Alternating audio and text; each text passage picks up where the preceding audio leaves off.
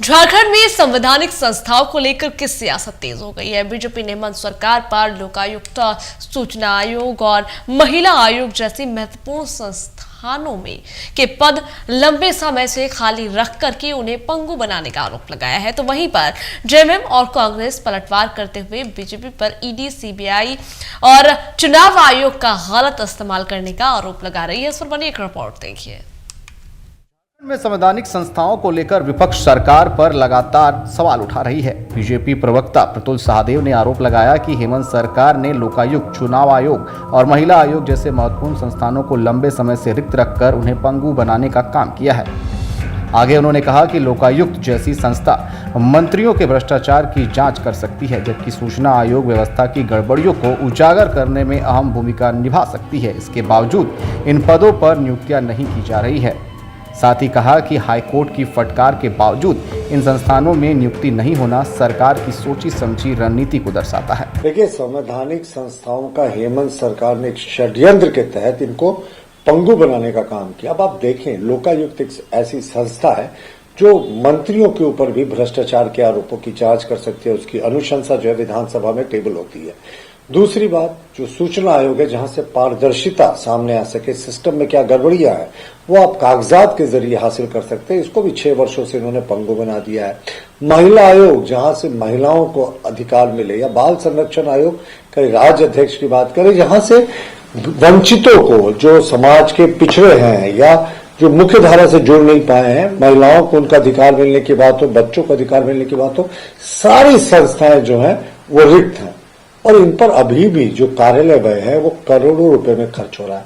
तो ये खर्च किस काम का साथ, जहां वो संस्थाएं जिस चीज के लिए हैं वो इंसाफी नहीं कर पा रही है। तो जानबूझकर एक षड्यंत्र के तहत हेमंत सोरेन सरकार हाईकोर्ट की कई फटकारों के बावजूद यहां नियुक्तियां नहीं कर रही। इधर झामुमो प्रवक्ता मनोज पांडे का कहना है कि संवैधानिक संस्थानों को पंगु बनाने का काम केंद्र सरकार के द्वारा किया गया। जितनी भी संवैधानिक संस्थाएं हैं आज केंद्र सरकार के अधीन काम कर रही हैं और भाजपा का टूल बनकर रह गई है। इसका दुरुपयोग कर केंद्र सरकार के द्वारा लगातार किया जा रहा है और भाजपा को हेमंत फोबिया सता रहा है, इसलिए ऐसी बातें की जा रही है।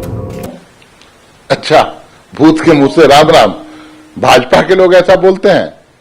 तमाम संवैधानिक संस्थाओं को पंगु बना लिया और बंधक बना लिया अगर किसी ने, तो मौजूदा केंद्र की सरकार ने। एक नहीं, सैकड़ों नहीं, हजारों उदाहरण है।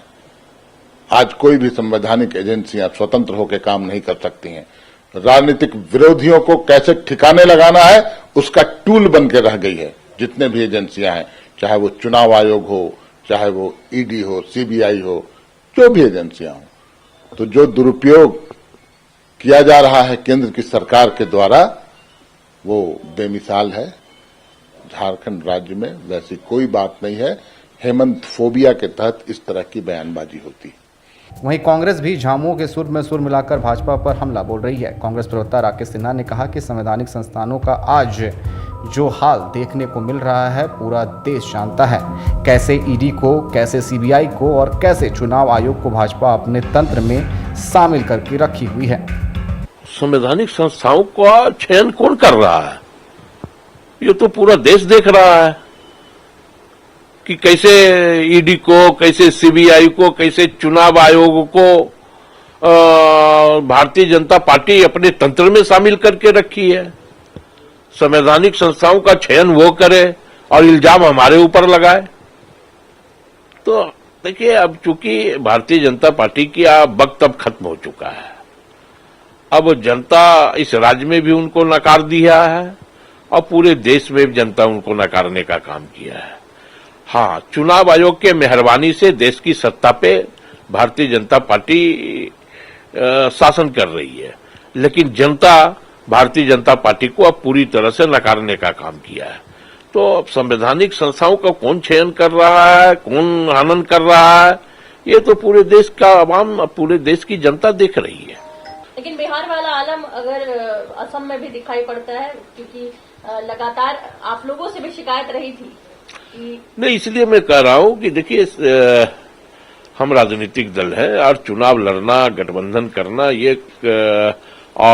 एक प्रक्रिया है और हमें यह लगता है कि कौन कहां कितने सीटों पे चुनाव लड़ेगा ये अभी वक्त है और वक्त अभी है, इस पर हमारा केंद्रीय नेतृत्व भी संज्ञान लेगा।